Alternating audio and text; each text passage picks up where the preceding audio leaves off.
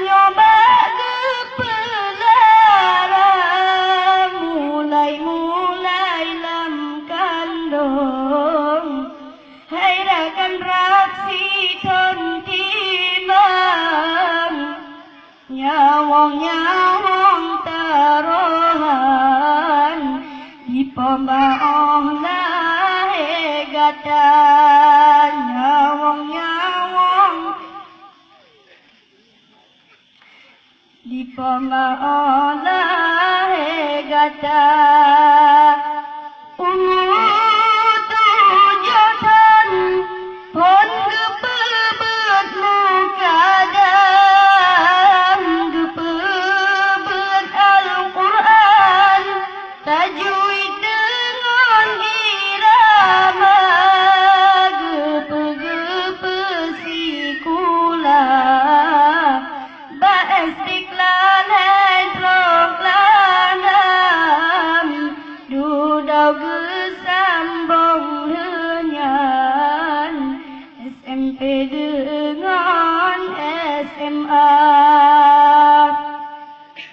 gepe kuliah umak fakultas manyang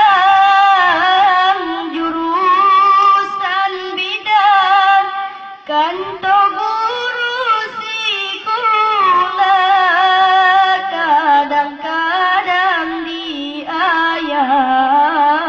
metuah merukuk pitan yang menjajan hantong gepegahana kadang-kadang diayah metuah rukuk gemeutang yang menjajan hantong gepegahana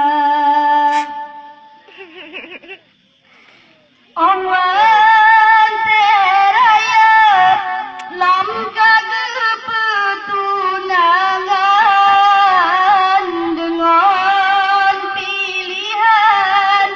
contoh yang gelak-gatahan masalah maknanya asai di senam walau di gopnyan pajogu dengan sirap kadang oncerong singong kana jabatan bek lagi kacang hai anak ulet dilupa Benin urang si ibarat rakit bak pisang walaupun tan le saja namun arwah mantongna lam si chon si go ziarah batu bugopnya oban rongkenan dapre ite baca doa tanda-tanda berbakti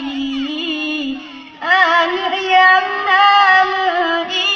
iman